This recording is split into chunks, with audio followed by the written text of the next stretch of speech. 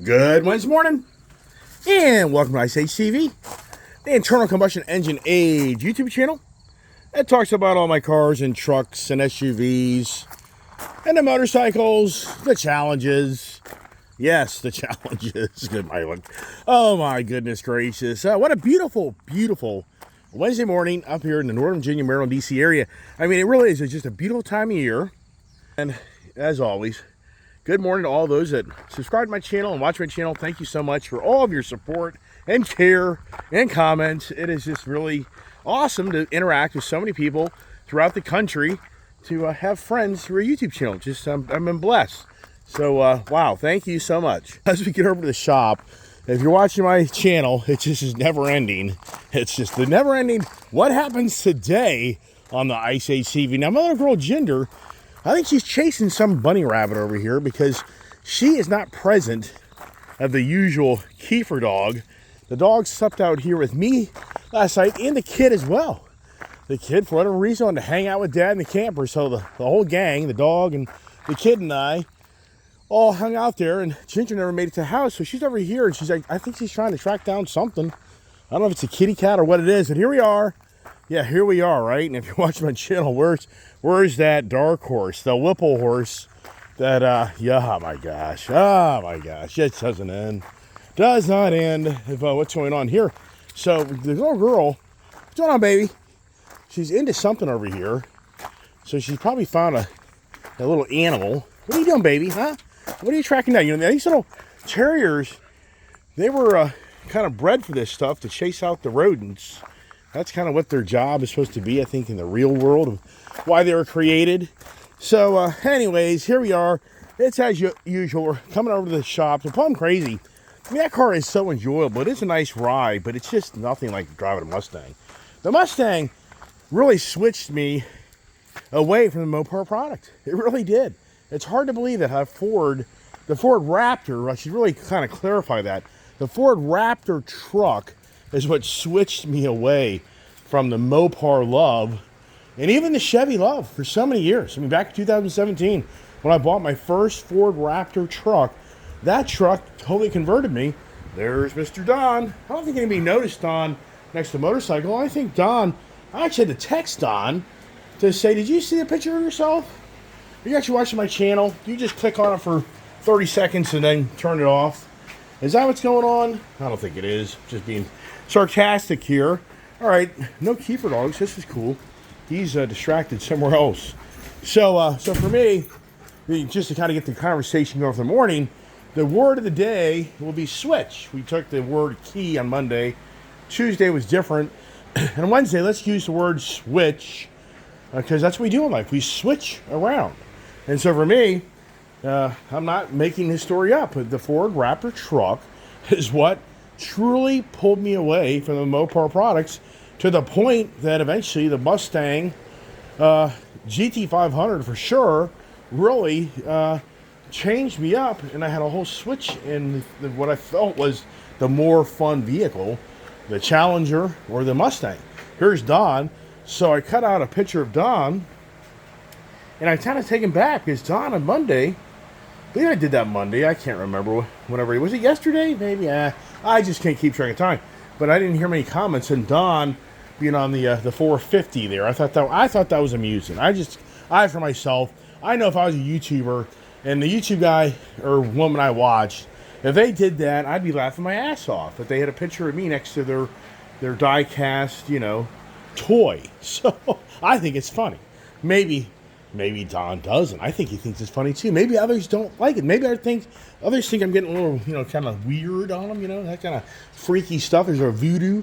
Is there a Don voodoo doll in the shop? Is that what's going on? I'm poking Don? Yeah, right. So the conversations on switch is, yeah, look at me. Do I switch it up? I mean, I talk about this all the time on my channel, that if you look a year ago, the whole fleet has been switched. Borderline. As I said the other day, nobody reached out and commented on that. And it's for me, I put a lot of time and energy in this channel. I try to bring creativity to it, where you listen to me talk and get your chance. I think one thing that's fun about a YouTube channel is that you feel like you can participate with the YouTube creator. And over the years, watching other people's YouTube channels, I mean, I'm not embellishing here. I would comment on their channel, and that person would never, ever interact with me. So I had no connection with that channel. I actually didn't really like the channel for that reason, because I felt like, you know, this person's just making a YouTube channel to try to get as many views as possible, but the real interaction, there's nothing there. I mean, just nothing there. If I remember to talk about that, I have to talk about that a little bit more when I was at Dulles Dodge yesterday and talking to one of the guys there about how the Gloomer Doomer guys talk all the time. And actually in the comments section, people were challenging that. So I don't know if I really remember that conversation. So the switch up for us, the cars, the motorcycles, and trucks. But let me kind of, before I really get into that, so Bob out of Melbourne, Florida, he reached out this morning and said, hey, all those videos you posted yesterday, they were taken down. Yes, I did. In fact, Gail, who is a subscriber on my channel, hey, Gail, hope you watched my video this morning. Her husband and her have been subscribers for years, and this Honda Trike, I think, kind of brought them more close to my channel because they want to get a Honda Trike, and to even the point that apparently her husband, Brian, has been following my channel, I don't know how long, but apparently here a few months ago when I was out at Timber Honda, they were at the dealership possibly negotiating the future delivery of this motorcycle, but it probably had been the DCT that went to the other store, and so they were there at the dealership, and her husband recognized me, but I think we all kind of got distracted, and then they left, but then she reached out to me, and that was a while back, and because she really Brian wanted to meet me. But I think once I bought this trike, I think then a bigger connection came where I think they really want to come and meet me because now they have a trike. In fact, last night she reached out to me and put some influence on me. And what I mean by that is she really said, you know, you really should be careful on those videos you're posting, being that you got a ticket yesterday. And you just may want to take those down for a while because you just don't really want that to have access where I don't think it would happen, but I don't disagree. And I really do appreciate Gail and Brian, looking for the best of me. I really think that's so nice of them. And there's other YouTubers out there that have commented on my channel yesterday after me getting a speeding ticket in that Dark Horse. And I really do. I mean, I'm just like Dan up in Canada. He's funny. He was making a comment like, what a terrible influence you are to the younger generation. He's funny. And I was like, what? And he's like, I'm just pulling your chain, man. So those type of comments that come in, other people like, oh man, another person like, well, you pay to play. I mean, it wasn't like a huge, the videos didn't get like huge hits, but I don't disagree about how I should have those videos down where I kind of talk in a lot of depth of kind of what played out. So Gail, thank you so much. Thank you so much, Brian, for influencing me to switch my those videos off. I haven't deleted them, but they're not public. They're not public capability. So do those videos possibly come back another day? Yeah, I think after my court hearing. And then there's some great video content of my good friend Chris and I going to the dealership. I think I'll probably repost those, but I got to kind of listen to those videos and make sure, and I've got to rename them so those don't have kind of like that more of a continued conversation, which I like to do.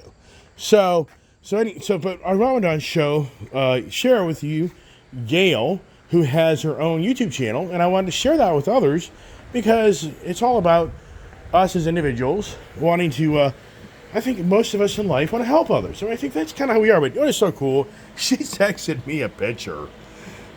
She's a night owl. She and I were texting at 2 a.m. in the morning. She texted me, like, take those videos down. It's like, wake up. And so look at this. I love it. She's got a Chevy Colorado. Is that so nice? Oh, I love it. And then she's got what her and Brian imported in or brought in from Texas, a used Honda Goldwing that I think is about 10,000 miles on it. So look at that. I think that's a beautiful motorcycle. Well, apparently Brian has already updated, these stories, and you scratch the hell out of your hands. He's already updated lights so that they're the new LED lighting. And I think he's done a fantastic job. So that's really cool. So for me to have a Gail really kind of come out to me, and I'm trying to find one more thing here, and I'm going to cut off. So here it is. If anybody here would want to go to YouTube channel, here's Gail's food and stuff. She loves to cook. She loves to go and do reviews on restaurants. And what's so cool is she is a breast cancer survivor. I mean, yes. So if you want, go check her channel out. She's local to me, and I just think that is so very nice of her to reach out to me on a personal level. And she wants to come out. Her and Brian want to come out and hang out with us. They really want to come out this weekend, but it sounds like this weekend weather is going to be really lousy. So I don't know if it'll play out this weekend, but it's okay. We get it next week. But the really cool thing is, we can go triking. We can go triking together, which I think that's so cool that we now can. I have another person, and that's just what's incredible. How the motorcycles in my life. It's incredible how many people I've met on my YouTube channel, and locally here, like Chris and Shannon. If it wasn't for me being the motorcycle enthusiast, I probably wouldn't know Chris and Shannon. If I wasn't the motorcycle enthusiast, I'm not so sure Brian and Gail or Gail and Brian would be subscribing to my channel. And I know there's many other subscribers on my channel that I think are drawn in to the motorcycles, which I think is so really neat. Now, just the record, Brian is kind of edging, Gail, maybe you got to trade in for the brand new one. So they're kind of going back and forth on that. So, but Gail's like, I just love the previous generation Goldwing. And the thing is, the previous generation Goldwing, it's a bigger platform bike. So I don't know. I mean, a lot of the long-term Goldwing fans, I remember this so well, back in 2018, when I saw the brand new Goldwing come out, I was very excited about that motorcycle. Very excited. I was never excited about the RV Goldwing. I always felt like the previous generation Goldwing was like buying an RV camper because it had so much room, so many push buttons. And if you're a real motorcycle enthusiast, you know how big that Goldwing was. I never could get excited about it. I didn't want one. The FB6 I got excited about, but it was a 5-speed transmission. So you know what the FB6 is?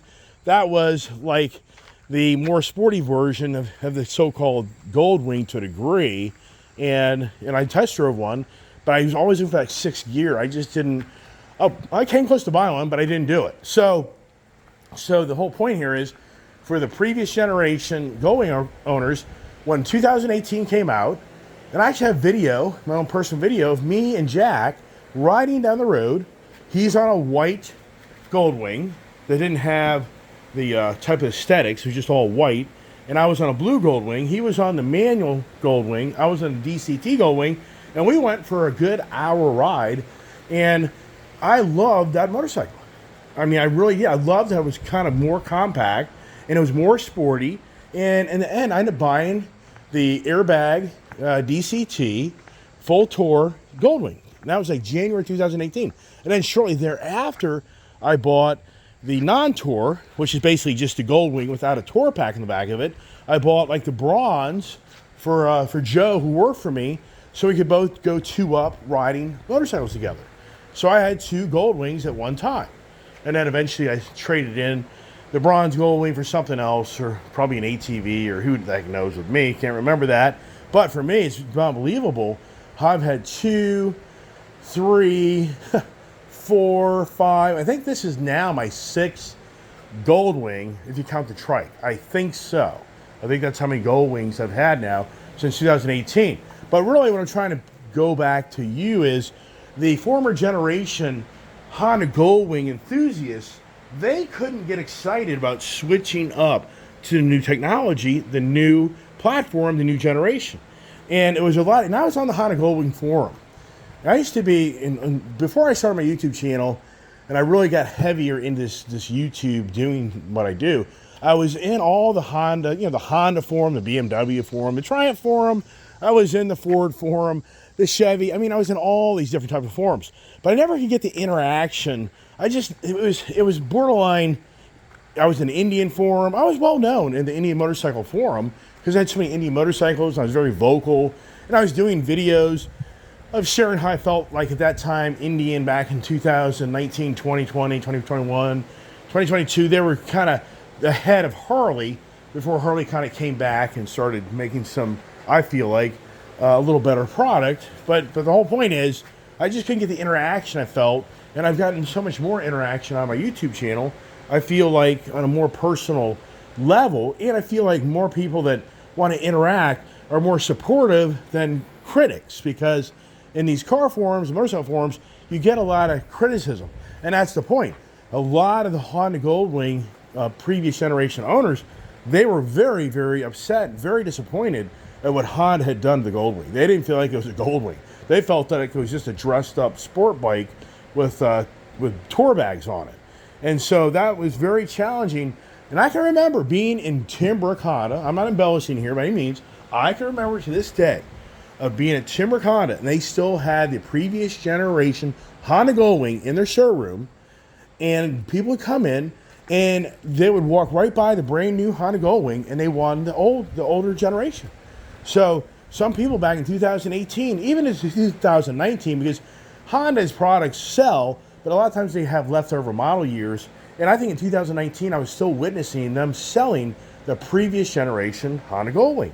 So that's a very sought after motorcycle in some ways, because they don't make it anymore. And for the Honda Goldwing enthusiasts, that's true to the original really Goldwing community, they just can't cross the bridge and switch up to this. What's interesting here is Chris, as usual, Chris always plants the seed for me to want something else. And it's something that's not radical, but if you want to buy this Honda Goldwing that looks like mine and not have the Tour Pack, really cool California sidecar company, it's based here in Arrington, Virginia, they will sell you the non-Tour Pack, which when you say the Tour Pack, that's usually the top case on a motorcycle.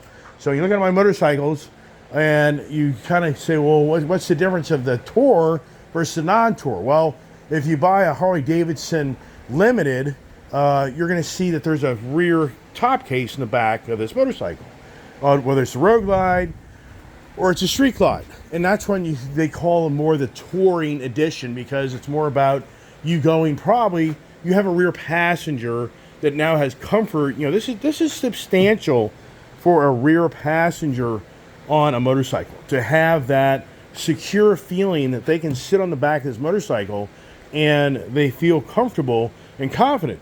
Now, I have pictures of years ago, my father riding around with me with my first Harley-Davidson Street Glide with just the rear back seat on it, which would be like this. It'd basically be like this type of setup with not even a sissy bar.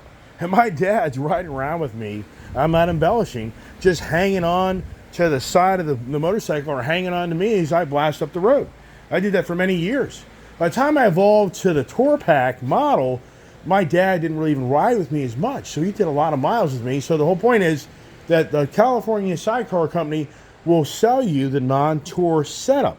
It's a very sexy, clean-looking motorcycle, where now, if you're not really going to be the person really feeling like you have to have all the storage, you can buy this exact same motorcycle and take off the Tour Pack. And that probably saves you, I would say, $2,000 at least.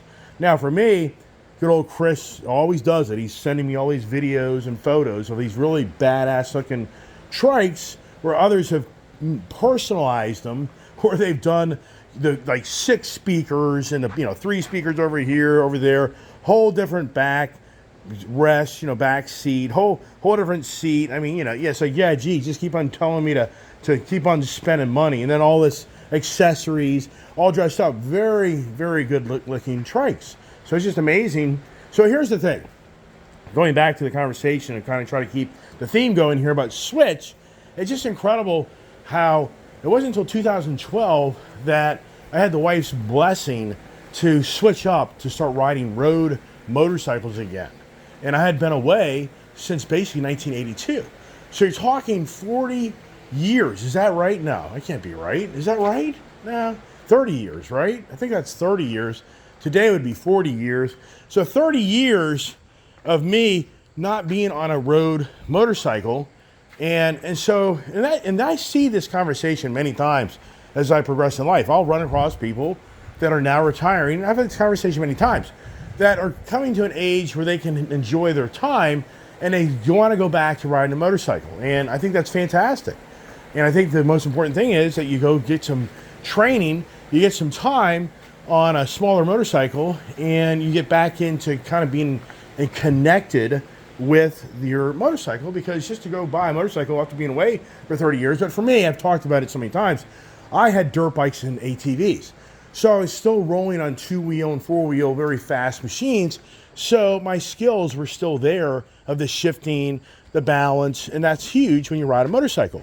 And that's what's so cool about the trike, is the trike gives you the availability, as Gail mentioned to me last night as we were texting back and forth, that they have a Harley Davidson motorcycle, but she feels so much better on the back of this trike because it's such much more solid platform.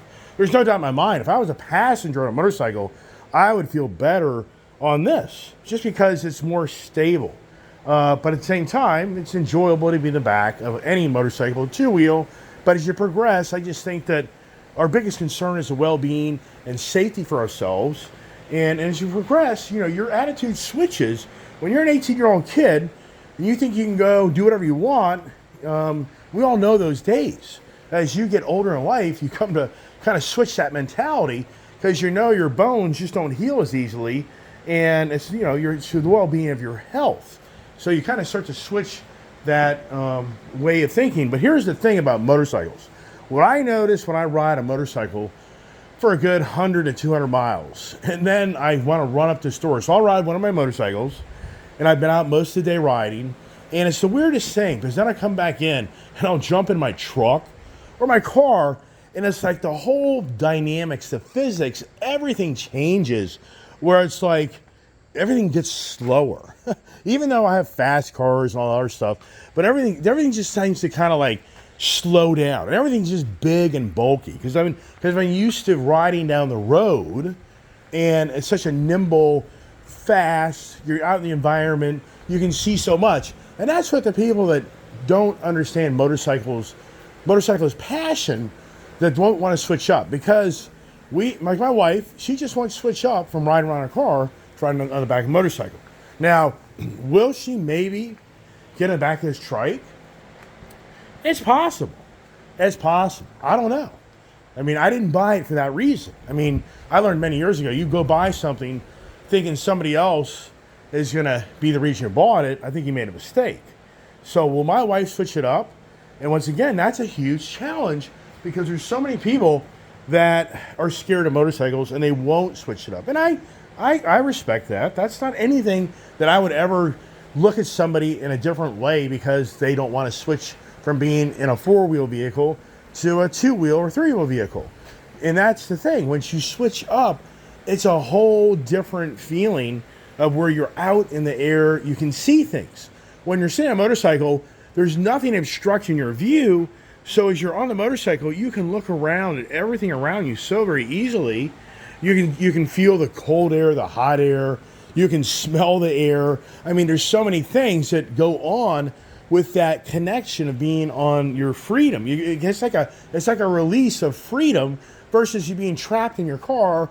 You can put the windows down, but you have all the pillars, you have the roof, you can have a sunroof, or you can have a convertible, but it's not the same. You don't get the same feel of being out and about and riding and being connected to being, like I think to myself, the true frontier people of this country that rode the horses. I mean, I think, who the heck could ride a horse as the early settlers did this country? I mean, could you really ride a horse? We're talking about the Iron Butt series with Brian Kay down there, and I'm thinking, yeah, can you even imagine? I can't even imagine. If you ever ridden a horse, you don't get it till you ride a horse. Yeah, would I want to switch up to that? And it's interesting because when I'm at the barn, a lot of times people are like, why don't you jump on the horse? Like, that just isn't my forte. I just don't get excited about riding a horse. I get very excited about riding a motorcycle. I think that's what draws in a lot of people, is that motorcycle experience. But that's what I was saying earlier, is it's pretty incredible on how I switched up to really being the road motorcycle enthusiast that I was so many years ago.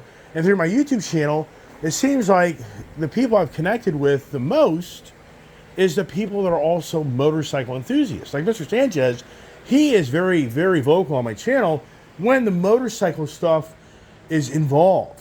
If I didn't have a motorcycles on my channel, I don't think Mr. Sanchez would even be a subscriber or even be on my channel, because he just couldn't relate with my channel, I think, just because it's more about all the cars and the antics. So what I'm trying to resonate back to everybody else is, it seems like the motorcycle community, we all kind of are like on the same page. We kind of have the same type of mentality and thought process. It seems that way. And what's very nice also is a lot of the subscribers that have come to my channel are within my age group, and I think that they can kind of relate. They can relate with what's going on around us, and they don't take offense to it. Now, when I get to the younger subscribers, I feel like that's a little bit more challenging, because they have been brought up differently. They have seen things differently. They've been taught differently. The running joke is that when I went to school to learn something. The running joke is today, the kids go to school to be told something. So it's a totally different way of how the educational system has changed, on being more about the ideology versus more about the learning. I think many people that are exposed that are my age, that have to be involved with the growing younger generation, I think the many would reach out and say, yeah, I mean, that's not an embellishment. The professors of the 1960s, their goal was to change this country. Yes, I mean, that's a known fact. I'm sure many people on the channel have heard this talked about many times. Especially if you go to the big guys, you go to Tucker Carlson, you go to the Brand guy, whatever happened. So the Brand guy, what's the guy's name? Russell Brand. They got caught out by some type of sexual, apparently allegations, and then he kind of like disappeared and he's back. I don't watch him. I don't watch any of these other TV, YouTube personalities. And the reason I don't is because I feel like I would switch up the way I create my content from a YouTube channel. I would then be relying on listening to them to convey back to you what I've heard from them.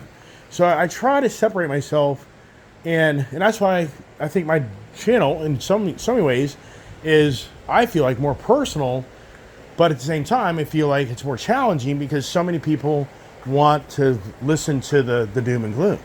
They want to hear the misery. Misery loves misery. Who hasn't heard that story?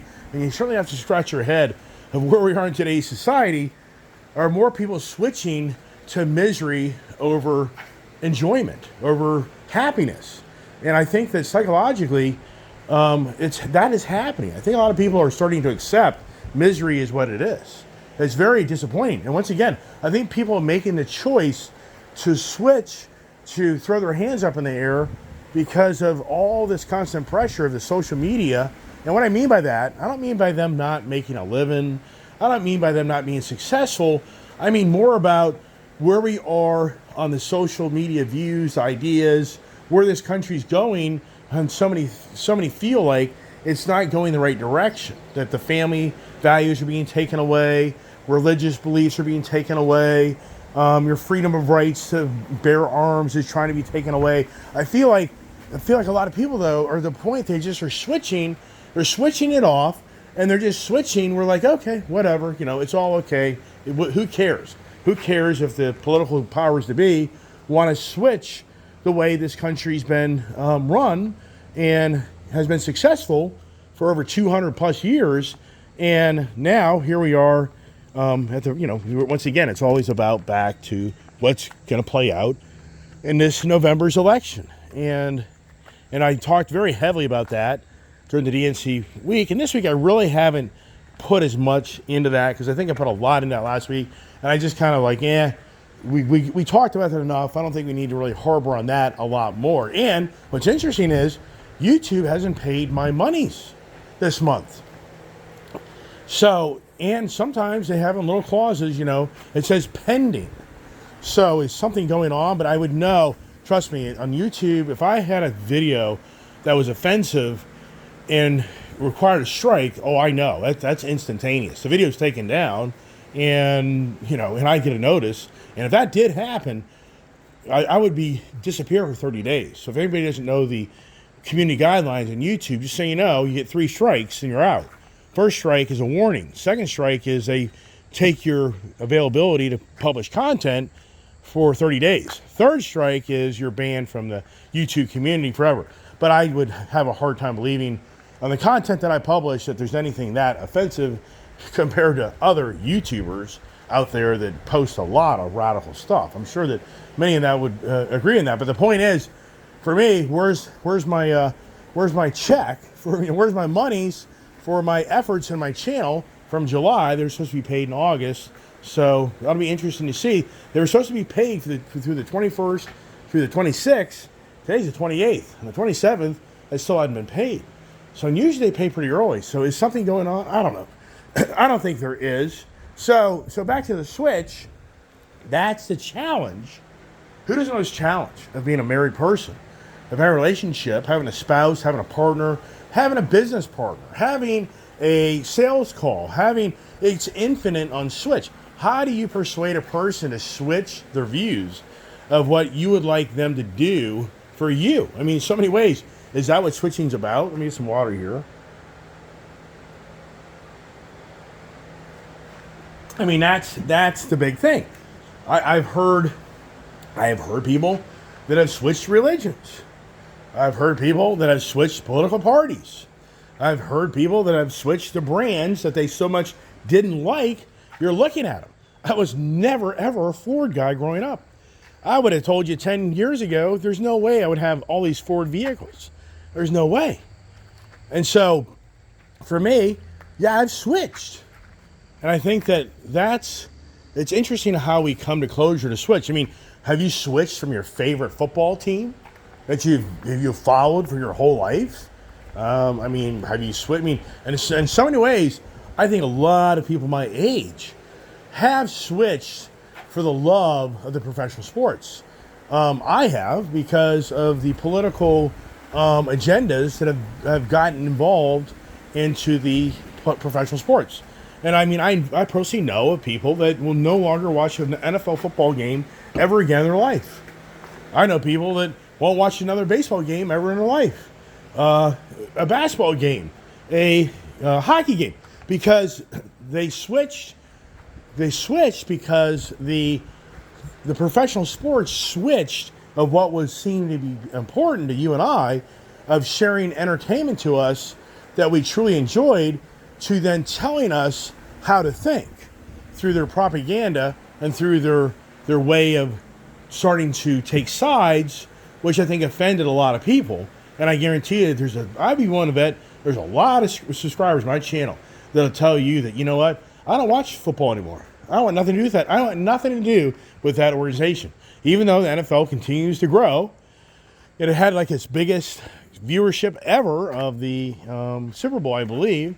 So, but at the same time, it's so many, I think, of my age group. Not so sure in the younger age group. And the challenge for the professional sports, like the NFL, is can they get the younger generation to switch from playing behind their video game console all day long to watching football or basketball or baseball. I mean, that's a huge problem today that I think many here would agree, is that the younger generation, that for the record, my generation created all this video gaming. NVIDIA, I've talked about them a gazillion times. NVIDIA's reports are going to be released here today or tomorrow, and that's going to be a driving factor of what's going on in the country and the world, which is beyond believable that everybody's fixated on the stock, high-tech stock that's driving the economy, which in so many ways is not. It gets too confusing, too befuddling, and really what is going on from the reality to we don't really know. So, and that's the goal. Can you persuade and switch people to think the way you think, or to open their eyes up and understand what is going on, but they think that you're the problem? And that's the challenge. And I think more than ever, where we are today in our country, in so many agendas, the pricing, just like the pricing, good Lord, to switch up on pricing. Can anybody still fathom how everything has gotten so expensive overnight in 4 years? And that we all know that it's the switch up of the agendas. We went from one administration that was more conservative and borderline anti-green agenda driven to a whole green agenda driven administration. So we switched from 2020, really it's January 2021, really when the switch happened. But the point is, we've had this radical switch of times, but you argue with people why everything's expensive. And they just don't connect the dots. I mean, it's just like, wow. You don't understand the basics of what's going on, but they don't. And I get it. People have many other things in their life to have to be worried about, focused on, and get done. They just don't have time to listen to a guy named Iceman on a YouTube channel run his mouth on what he feels is going on and what he feels like how you should switch the way you think. And we know it's very confrontational. It wasn't a relationship where you want to go get something or go somewhere or do something, and your partner, your spouse, is not switching their view of what you want to do. And that's a major blowout in major marriages, where it can be how the kids are raised, how the finances, look at me, I mean, how the monies are handled. I mean, this can turn into a major switch of relationships from marriage to divorce. And as we know, half the people in the country typically switch, typically change. Eventually they just raise their hand. It's like, I'm done. I'm out. I'm switching my lifestyle. And that's the thing. Can you switch your lifestyle? I mean, I have friends that we all progress. Our challenges as we progress is how active you are, what's your eating lifestyle, what's your drinking or smoking lifestyle. Can you switch? Can you make that switch as you get older in life and you come to realize how important it is to the well-being of your taking care of yourself, that you have to change the way you've been living your life? That is very, very challenging.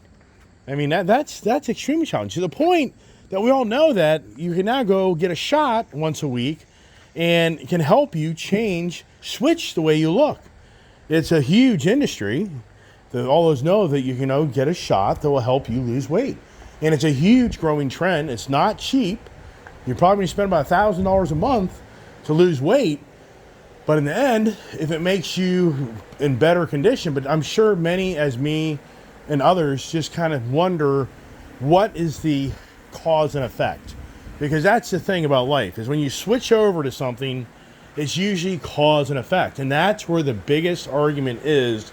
And I think the ice age is prevailing. I really do, because I think that the hybrid is going to be the more popular choice of people. But the switching from the ice age to EV age, this country is having a very challenging time doing that. But it is happening. I was telling the Dulles Dodge, one of the general sales managers there, I said, believe it or not, there's over 1 million electric vehicles sold last year. There was over 100,000 sold last month. So for anybody to think that this switch over from ICE to EV isn't going to happen, it's not going to happen by any means the way I think somebody wish it would, but it is happening. Because if you look at the numbers in car sales, truck sales, SUVs, you're looking at probably 14 million cars this year. And I would say that's probably a good number, because the industry's still selling cars, but it isn't selling it at the rate they were. But we had a challenge during the pandemic of having product to be able to even sell more than 14 million vehicles. Whole point is, this year they'll probably hit 1.4 million EV sales. And it's projected it could go to 1.8 to 2 million the following year. So the number of EV sales, the number of people switching to EVs, but I really think the transition is going to be more hybrid. I think more people are on the page of the hybrid setup. Is just a more better way to go. And that's the transition. That's the switch that Jim Farley now, after coming back from being in Europe, is all on the page of switching up his view of leadership of the company from going totally all electric for the most part to now going to more hybrid. Here's a question. So the GTD that I put an application in back in, I believe it was May or April, very lengthy application. And I even got notice back in July that by the end of August, those that qualified 3,000 participants. I should say there were probably a lot of participants, but 3,000 of them will be selected to be so lucky to get a $300,000+ Mustang. Like, I need that, right? After yesterday driving one car, I just need a car that even has more power in my life. Yeah, right. So, but there's more to it than that. It's about an investment, is what that's all about. That's all that's about. If I was to get a GTD, it'd be only about an investment. I'd have to keep it probably for X amount of time and then flip it and make some money off of it. That's all that would be. And how I pull that off? Yeah, right. I don't even know how to pull off. But the point is, did they make the decision for me yet? I don't know. Maybe they'll get it today. I guess it'll be Friday. I don't know. It's the end of the month, so it's not the end of the month yet. So I got 4 more days to know what's going to happen with that. And yeah, do I switch it up? What do I switch it up to next? I'm just dead in the water. Too many vehicles, too much debt, too challenging. And really what's not comforting, I've read last night a lot about how the insurance, it's true. The insurance could possibly ruin what I have. It really could. Florida's insurance policy has gone through the roof. It's killing me. I'm not lying to you. It's killing me on the monthly payments. It's probably gonna force me to let cars go. Now, you made me think I'm making this up. It's because insurance is getting too expensive. Even to the point, there's a lot of articles on this insurance. It's because everything's gotten so expensive. All these vehicles have been jacked on all their pricing. In the insurance industry, they're not going to lose money to stay in business. So people are seeing 20%, 30%, 50% price hikes. And that's the thing about me. This ticket I got yesterday, I got to get that ticket to being a failure to obey a highway sign. I don't need to have a ticket showing the speeds I was doing, because when my insurance policy comes up for renewal and review, if they were really look at my record, it could possibly really throw a red flag in there where Geico's like, you know what, we're going to have to really mark you as a different classified driver, and we're raising your rates. It would be over. It would be over. I mean, sincerely, it would be all over. Like, forget it. Just come get the vehicles. I mean, all sincereness, I'm not embellishing here. I'm not trying to predict the future, but I can honestly tell you, if my insurance rates went through the roof, I would have but no choice just to start telling the companies, come get the cars. I can't pay the insurance payments anymore. The car payments are very challenging, but I'm not in a position overnight to start spending $5-10 grand more a month on insurance. So it's over. Come get them. Yeah, that would be the clean out. You would literally witness. Wouldn't it so much be the motorcycles per se? It'd be more about the cars. So then it would come down to, all right, what stays, what goes. Yeah, and once again, not here to harbor and be negative, but I'm just sharing with you that what's going on how everything's switching in front of us and getting so expensive. It's real. People are leaving, like Florida, because of the insurance. They can't afford the insurance anymore because the insurance is getting so expensive. That's it. I'm going to cut off with that. And as always, really do appreciate everybody watching my channel. And what's the next adventure? Yeah, what's the next adventure? Well, here's the challenge. My Dark Horse didn't have any issues. It's sitting down at the dealership, so I can go down and get that. The bricked black Lightning truck. It's I don't even know what they're doing with that. I'm not really too worried about that. But so yeah, it's gonna go get the Dark Horse and drive it home without being in trouble. Wow. Oh my goodness gracious. That's it. All right, everybody. That's everybody. Thanks for watching my channel. Appreciate all the support. And if you want an Ice Age TV sticker, Al Oaks, California, I just mailed him to Ice Age TV. Comments at gmail.com, and I'll mail you some stickers. Give you one for you and one for your friend or whatever. Share the channel, help it grow, and yeah, if I can make more money, that would be really nice. That would really be very comforting for the record, but it's not easy. God bless and have a great day.